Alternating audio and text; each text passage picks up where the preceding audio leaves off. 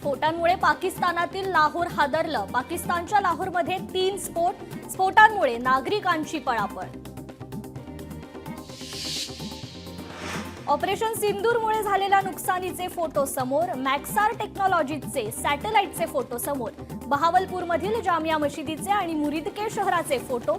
भारतीय क्षेपणास्त्रामुळे झालेले नुकसान सॅटेलाइट फोटोंमध्ये दिसून आलंय. जम्मूच्या काही भागातील शाळा आज बंद. जम्मू, सांबा, कठुआ, राजौरी आणि पुंछमध्ये आज शाळा बंद. शाळा, महाविद्यालये, शैक्षणिक संस्थाही आज बंद. खबरदारी म्हणून शिक्षण संस्था बंद ठेवण्याचे आदेश. राजधानी दिल्लीमध्ये हाय अलर्ट जारी. दिल्लीत सर्वत्र पोलिसांसह निमलष्करी दल तैनात. भारताच्या प्रत्युत्तरानंतर पाकिस्तान हल्ला करण्याची शक्यता. भारताच्या प्रत्युत्तराचा पाकड्यांना जबरदस्त धक्का. पाकिस्तानचा शेअर बाजार कोसळला. पाकिस्तानचा शेअर बाजार 6500 अंकांनी कोसळला. सातारा जिल्ह्यात शांतता आणि सुरक्षा स्थितीचा आढावा घेण्यासाठी पालकमंत्री शंभूराज देसाई यांची पोलीस अधिकाऱ्यांसोबत बैठक. पोलिसांना सतर्क राहण्याचे तसंच विनाकारण भीतीचं वातावरण निर्माण होणार नाही याची काळजी घेण्याचे निर्देश. ऑपरेशन सिंदूरच्या यशस्वीतेबद्दल कणकवली येथे मोदी अभिनंदन मेळाव्याचं आयोजन. सैन्याचे मनोबल वाढवण्यासाठी तसेच पंतप्रधानांचे अभिनंदन करण्यासाठी मेळावा. मेळाव्यात पंतप्रधान नरेंद्र मोदी यांच्या अभिनंदनाचा ठराव. पंतप्रधानांच्या पाठीशी ठामपणे राहण्याचं आवाहन. अलिबाग ते मांडवा बोटसेवा ठप्प. अवकाळी पाऊस आणि वादळी वाऱ्याचा जलवाहतुकीवर परिणाम.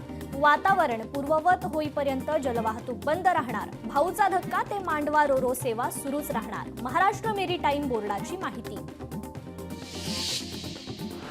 पुण्यात फुकट्या प्रवाशांची संख्या वाढली. 3.5 लाख प्रवाशांचा रेल्वेने फुकट प्रवास.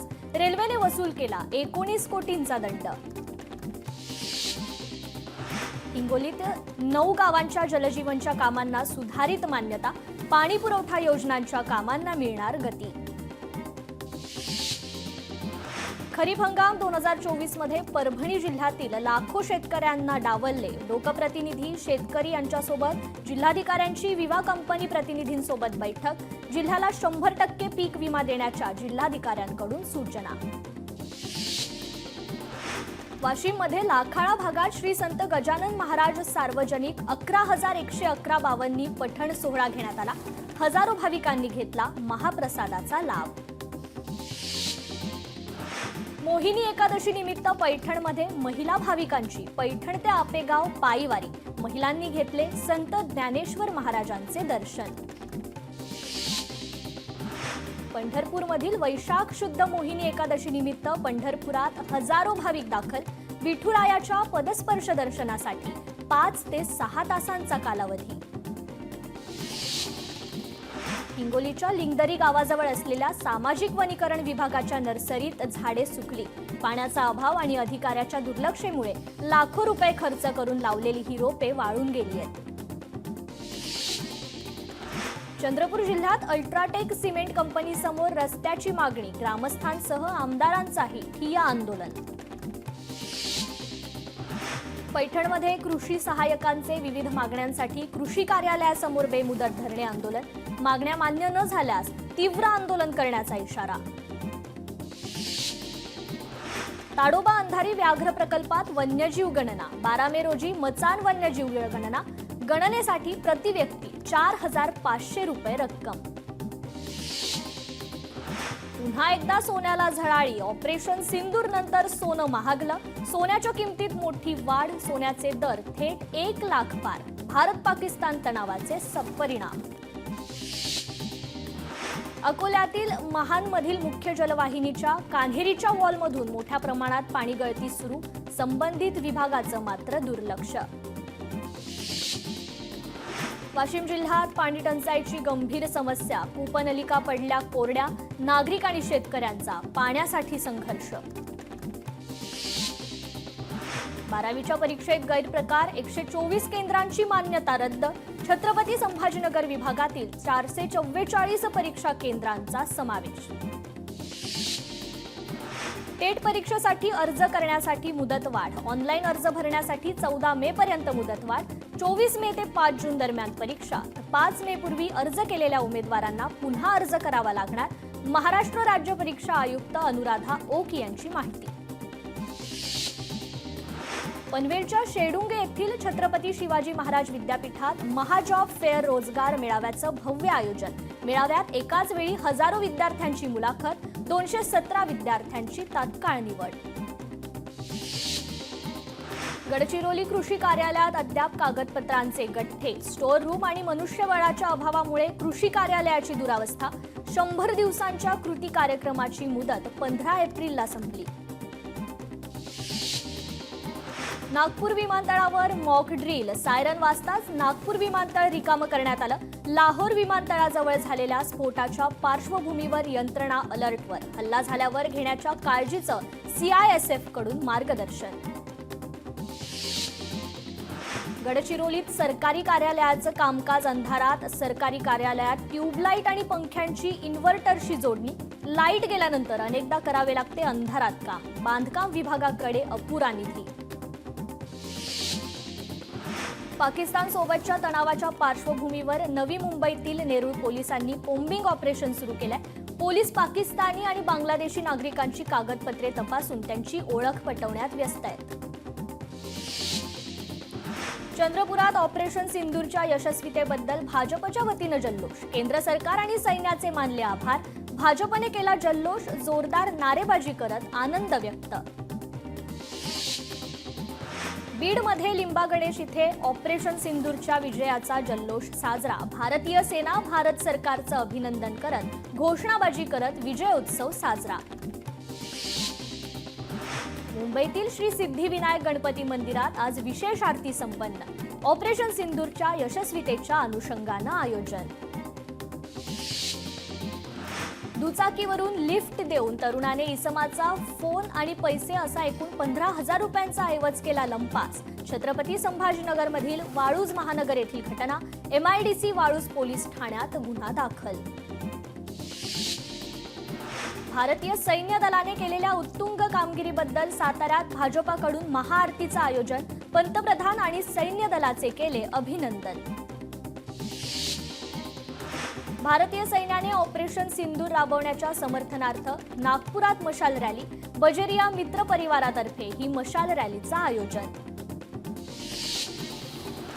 मुख्यमंत्री देवेंद्र फडणवीसांचा ड्रीम प्रोजेक्ट असणाऱ्या पंढरपूर कॉरिडॉरला विरोध. पहिल्याच दिवशी कॉरिडॉरचं सर्वेक्षण वादाच्या भोवऱ्यात. स्थानिक नागरिकांकडून नो कॉरिडॉरच्या घोषणा. मालेगाव बॉम्बस्फोट प्रकरणी पुढील सुनावणी 31 जुलै रोजी. 1 लाखाहून अधिक पानांचं आरोपपत्र सादर. सेन्सिटिव्ह गुन्हा अभ्यास करण्यासाठी वेळ दिलाय.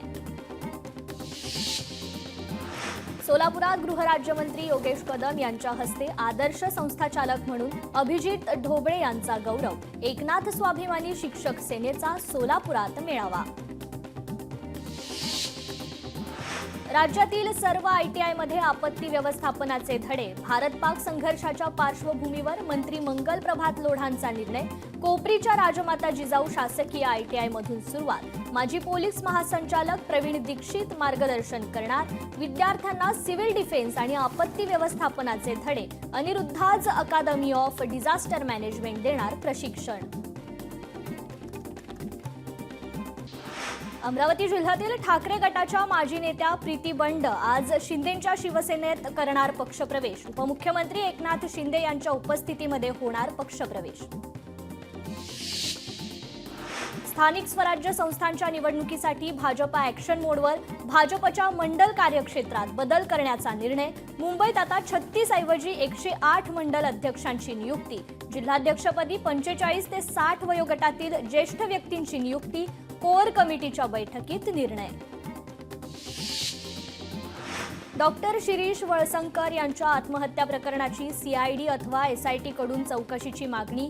शिवसेनेकडून गृहराज्यमंत्री योगेश कदम यांना निवेदन. या प्रकरणात कोण जाणून बुजून त्रास देत असेल तर चौकशी करण्याचं योगेश कदम यांचं आश्वासन.